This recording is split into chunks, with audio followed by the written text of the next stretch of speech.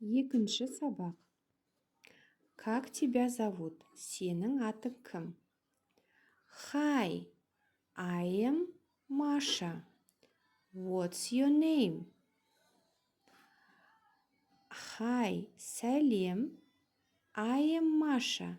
Мен Машамын. What's your name? Сенің атың кім?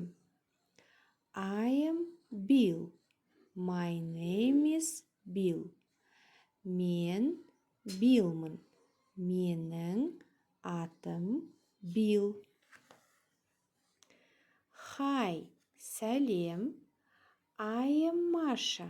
Мен Машамын. What's your name? Сенің атың кім? I am Bill. Мен Биллмын. My name is Bill. Менің атым Bill.